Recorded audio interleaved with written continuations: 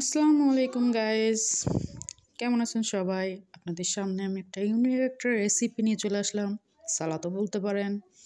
এই সবজিটা যে আসলে এইভাবে খাওয়া যায় আমি আসলে জানতাম না। আমি তো দেখেই অবাক, তাই আপনাদের সামনে রেসিপিটা নিয়ে চলে আসলাম। চলুন দেখা যাক রেসিপিটা কি। এটাকে কেউ শালগমও বলে, আমাদের এখানে ওলকপি বলে পরিচিত। চলুন এটা কিভাবে খেতে হয় দেখা যাক। তার জন্য আমি এখানে একটা ওলকপি নিয়েছি, বড় সাইজের একটাই ওলকপি নিয়েছি। কেউ শালগম বলতে পারেন, যার যেখানে যে নামে পরিচিত। এটাকে ছিলে কেটে নেব। আমি এখানে এইভাবে কেটে নিয়েছি। এবার এটার জন্য কি কি লাগবে? পেঁয়াজ, ধনেপাতা, কাঁচামরিচ লাগবে। আর এটাকে কিভাবে কেটে নিয়েছি দেখুন। এটাকে দেখুন এইভাবে কেটে নিয়েছি, যেভাবে আলু কুচাতে হয় ঠিক সেভাবে এভাবে করে কেটে নিয়েছি। এবার কি করে মাখাতে হয় চলুন দেখাই। প্রথমে ধনিয়া পাতা দিলাম, কিছু কাঁচামরিচ, অল্প কিছু কাঁচামরিচ, অল্প পেঁয়াজ, তার সঙ্গে দিতে হবে কাসুন্দি। এটার সঙ্গে কাসুন্দি না দিলে কিন্তু ভালো লাগবে না, এর জন্য কাসুন্দি দিতে হবে মাস্ট। এখানে কাসুন্দি দিলাম অল্প কিছু, বেশি না, অল্প পরিমাণ কাসুন্দি দিলাম।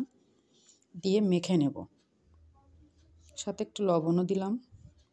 দিয়ে এখন মাখিয়ে আর একটু সরিষার তেল,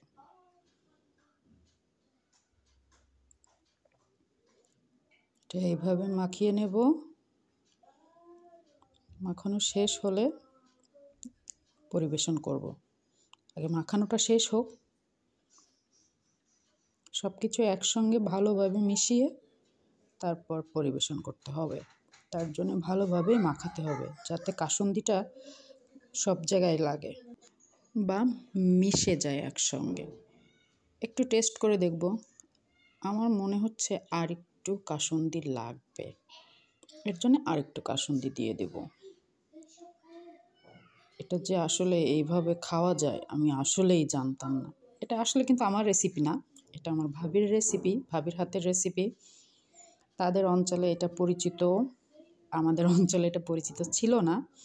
তাদের অঞ্চলে এটা পরিচিত, এটা এইভাবেও খাওয়া যায়। সে আমাকে বলল, সে আমাকে বানিয়ে খাওয়ালো, তো আমি তো অবাক। এই জন্য আপনাদের সামনে রেসিপিটা নিয়ে চলে আসলাম। এটা যে এত স্বাদ, এত মজা, আপনারাও বানিয়ে খেয়ে দেখবেন যে আসলে এই শালগমটা আসলে এইভাবে খাওয়া যায় আমি আসলে জানতাম না। সত্যিই অনেক মজা। আপনারা সবাই খেয়ে দেখবেন আর আমাকে কমেন্ট করে জানাবেন কেমন হয়েছে।